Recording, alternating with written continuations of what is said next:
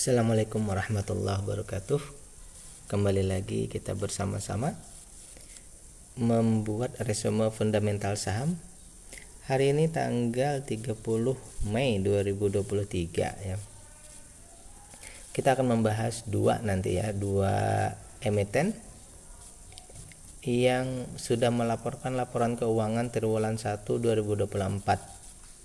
Emitennya adalah SPTO dan SPMA. SPO itu adalah Surya Pertiwi Tbk dan SPMA adalah Suparma. Pembahasan kita akan bertahap dari SPTO lalu SPMA. Analisa ini adalah bahan pemikiran tambahan atau sebagai pembanding atau juga sebagai bahan edukasi, bukan untuk perintah melakukan aksi beli atau jual. Analisa kita berdasarkan analisa fundamental, khususnya value investing atau yang mendasarkan kepada perkembangan perusahaan berdasarkan data-data laporan keuangan. Baik, selanjutnya kita akan bahas yang pertama ini adalah SPTO. SPTO ini adalah Surya Pertiwi Tbk, merupakan agen tunggal untuk penjualan barang-barang Toto Jepang ya. Ini maksudnya adalah produsen produk kamar mandi Jepang terkemuka ya. Nah, SPTO ini adalah distributornya ya. SPTO ini adalah distributornya ya. Tetapi mereka tidak hanya menjual produk Toto, mereka juga menjual misalnya Valeroy and Bosch, Stiebel, Eltron, Geberit, Franke, Jacuzzi, dan Caldaway ya. Jadi mereka ini distributornya. Sementara Toto itu adalah perusahaan pembuat dan manufakturnya di Indonesia ya. Toto itu sendiri adalah perusahaan yang dibentuk gabungan antara Toto Jepang dengan SPTO ini ya. Namun dalam pelaksanaannya mereka itu joint venture ya, secara perusahaannya Toto itu bukan anak usaha dari SPTO, tapi mereka mungkin sister company-nya saja ya. Artinya mereka tidak dalam satu manajemen, tetapi orang-orangnya sama ya, tetapi manajemen atau pengaturan keuangannya terpisah ya. Yang saya pahami seperti itu SPTO ini. Jadi mereka ini distributornya, sementara Toto itu produknya. Baik, kita lanjut ke laporan keuangannya.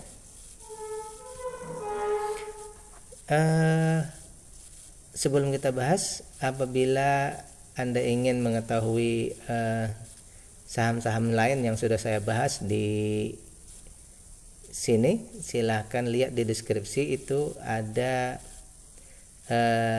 link untuk playlist. Jadi silahkan diklik playlistnya, maka nanti akan muncul saham-saham yang sudah saya bahas di triwulan 1 2024.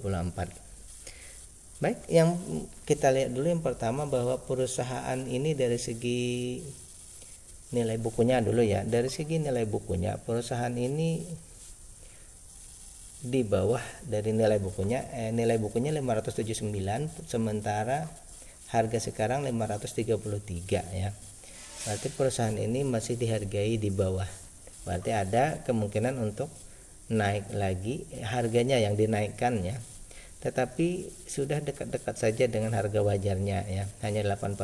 Berarti dekat sekali ya, sehingga walaupun di sini hijau tapi dia sudah mendekati harga wajarnya ya. Selanjutnya kita lihat dari segi apakah sekarang ini mahal atau murah. Maksimal beli kita di 930, sementara harga sekarang 535. Ada 42% diskonnya. Berarti ini sangat, kalau sampai sekitar separuh itu sangat murah ya, sangat murah. Diskon kita membelinya sangat murah ya. Kemudian jika kita sudah dua, berarti dari valuasi ini sangat bagus ya. Dari segi valuasi masuk kriteria kita untuk diinvestasi. Kemudian kita ingin mengkonfirmasi apakah mereka juga dikonfirmasi oleh dividennya. Dividen payout ratio-nya, DPR-nya ini 65%. Ini sangat friendly ya untuk investor. Dan hasilnya juga dividen yield-nya di kuartal 1 ini 11%. Jadi valuasi dan dividen ini sangat mendukung ya. Valuasi dan dividen ini sangat mendukung. Dari segi perputaran uang di perusahaan ini ya, setelah berjalan di kuartal 1 itu ada kelebihan dana 167 miliar ya, atau setara dengan 62 rupiah per lembar saham. Dan di sini juga setara dengan 10% ya dari nilai bukunya. Berarti free cash flow-nya aman. Berarti kelebihan uangnya selama di kuartal 1 itu ada 10% ya. Ini sangat besar kalau menurut saya ya. Sampai 10% ini luar biasa ya. Sudah bagus, sudah sangat luar biasa. 10 ke atas itu bagus. Kemudian dari segi current ratio ya, dana lancarnya aman, hutang juga kecil ya. Berarti kita kategorikan di sini ketahanan perusahaannya juga sangat bagus ya. Hanya mungkin di sini bahwa yang pertama secara kepemilikan, bahwa perusahaan ini 40% sudah dimiliki retail, itu dalam kategori kita di bawah, tetapi karena dikonfirmasi dengan di KSEI ini ya, sahamnya itu semuanya sudah berupa digital ya, berarti pengendali bisa trading. Nah, dengan seperti itu, dengan pengendali yang bisa trading ya, maka keberadaan non warkat yang 40% ini sebenarnya agak mengkhawatirkan juga. Kenapa? Karena di sini berarti hampir saja ini retail yang menjadi hampir saja retail yang menjadi pengendali di sini ya. Jadi ini valuasinya bagus, dividennya besar. Kalau menurut saya ini sebenarnya layak invest, tetapi di bagian pengendali ini yang harus kita cek terus ya. Kalau pengendalinya di bagian pengendali, di non warkatnya ini yang kita harus cek terus ya. Kenapa? Kalau dia akan bergerak menuju ke investor retail ini semakin banyak, berarti di situ ada kecenderungan bahwa pemegang saham utama ini melego saham mereka. Jadi kalau mau berinvestasi di sini silahkan. Kenapa? Karena secara valuasi memang bagus dan luar biasa. Tetapi selalu cek perkembangan dari yang non warkat ini. Kalau mereka makin bertambah, berarti pengendali semakin keluar dari saham ini. Jadi itu saja ya. Boleh diinvestasi tapi selalu dicek ya. Kalau saya pribadi ya, untuk saham yang kepemilikan non warkat ini sudah di sekitar 40 ya. Kepemilikan non warkat yang sudah di sekitar 40. Kepemilikan non warkat yang ini sudah di sekitar 40, saya dengan saham semuanya digital ya, maka saya pribadi terus terang saja tidak berusaha untuk masuk ya. Atau saya ubah saja sini, bukan layak invest tapi atau ubah saja menunggu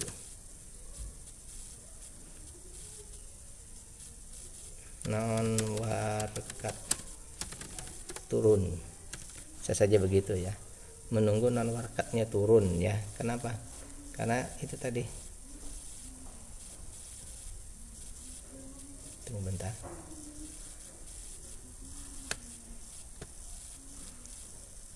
karena nanti ini pengaruh ke depannya mungkin bisa ada hal yang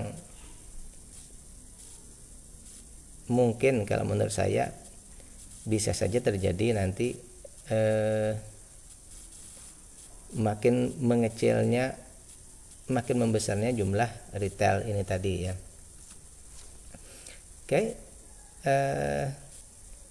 itu dulu pembahasan kita tentang saham SPTO ini ya.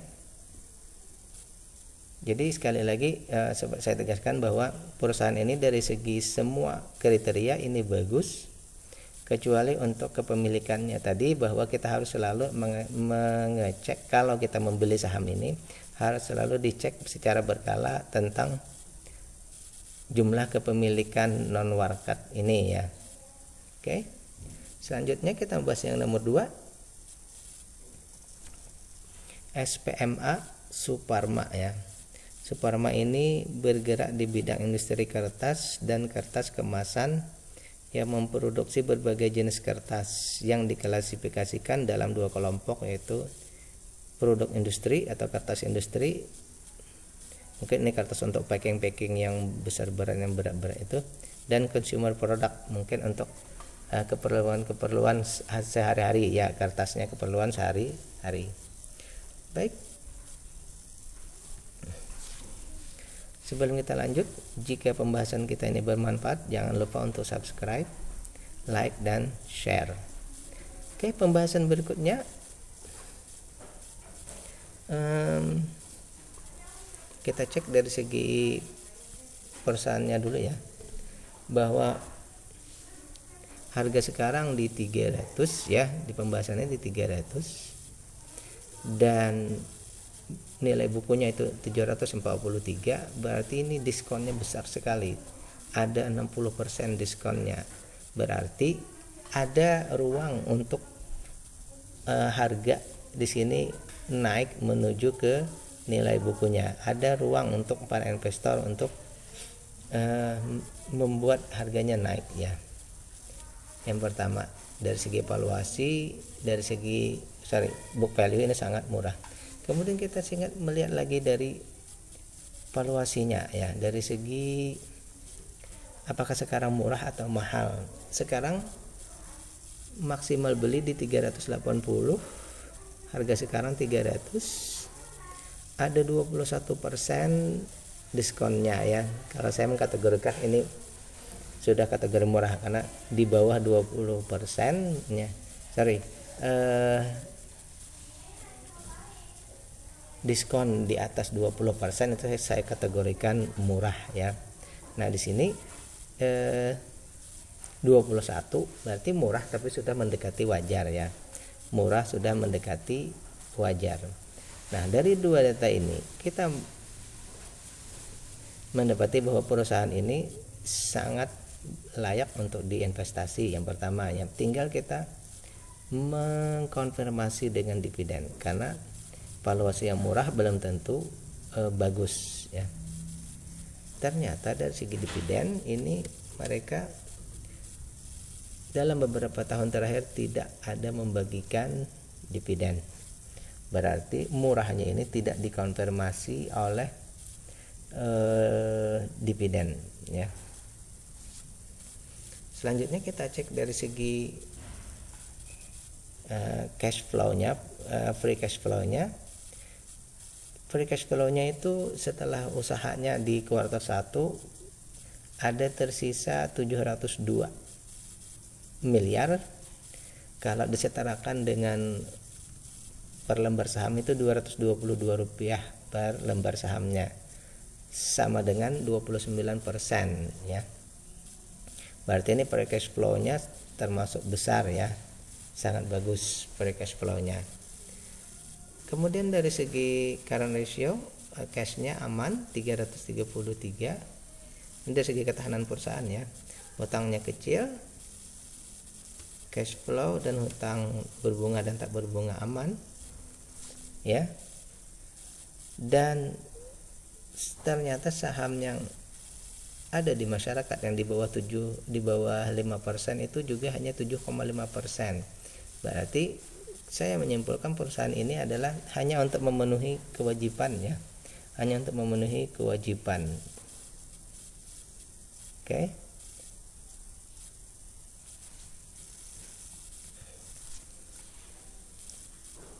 Di harga hari ini sekitar 294 ya. 294. Sekali lagi mereka hanya memenuhi kewajiban karena 7,5% itu hanya syarat minimal. Berarti perusahaan ini lebih fokus kepada perusahaannya sendiri ya. Meskipun semua sahamnya itu berbentuk digital, tetapi mereka rata-rata di sini pemegangnya adalah pemegang yang di atas 5% ya. Berarti saya anggap mereka itu lebih kepada investasi ya, bukan kepada trading. Baik, ini simpulannya berarti seperti ini dulu ya.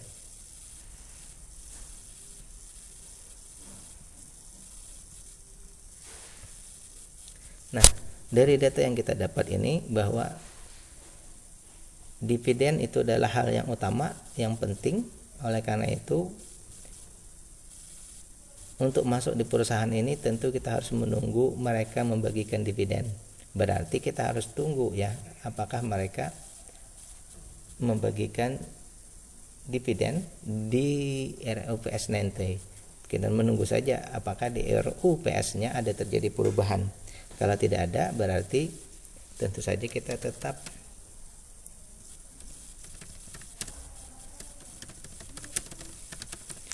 menunggu ini dulu ya, sampai mereka membuat perubahan di dividen, baru bisa kita cek. Dari segi valuasi dan perusahaan oke, cuma dividennya yang tidak ada, dan ini penting ya. Dari cash flow, free cash flow juga sangat baik ya. Oke, demikian pembahasan kita. Bila taufiq wal hidayah. Assalamualaikum warahmatullahi wabarakatuh.